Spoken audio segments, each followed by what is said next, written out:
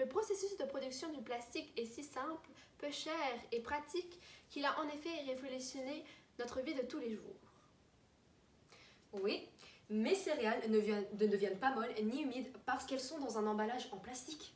Et en plus, la viande pourrit moins vite. Je peux manger ma poitrine de porc fumée 2 semaines après l'avoir achetée. Et les habits coûtent moins cher et les emballages sont faciles à ouvrir et imperméables. Mais dorénavant, ces effets ne sont plus seulement positifs.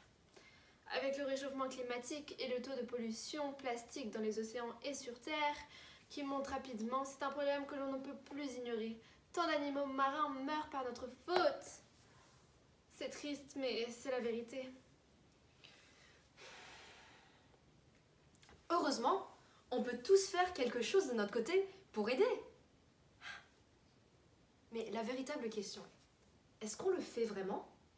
Non. Pourquoi? On n'a pas envie. On se dit que quelqu'un d'autre le fait à notre place. On se dit qu'un petit bout de plastique ne va rien faire.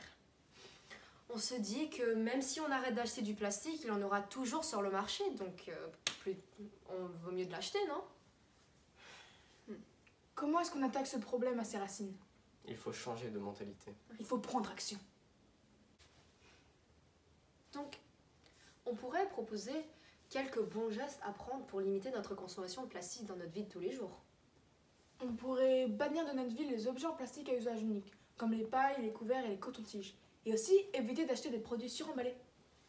Aussi, on pourrait utiliser des sacs réutilisables pour les courses, ou alors on pourrait favoriser l'eau du robinet plutôt que des bouteilles en plastique et utiliser des gourdes. En plus, on pourrait préférer des récipients en verre par exemple. On pourra aussi choisir des vêtements en fibres naturelles, plutôt que ceux qui sont synthétiques et faits à base de plastique. Et on devra aussi regarder la composition de nos produits de beauté, par exemple crème hydratante ou crème solaire, qui contiennent fréquemment du polyéthylène, qui est un type de plastique.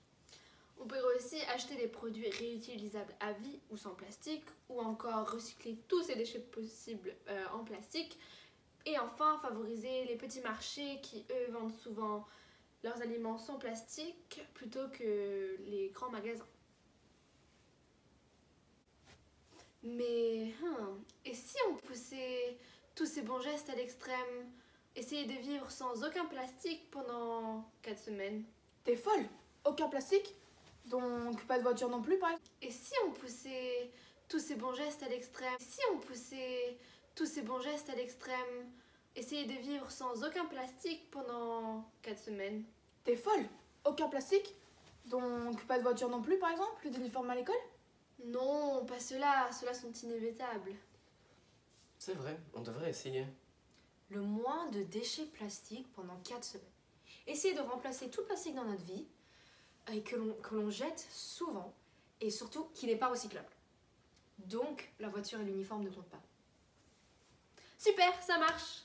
On est tous d'accord? Oui. Oui. Ouais. Ok, ce sera notre challenge.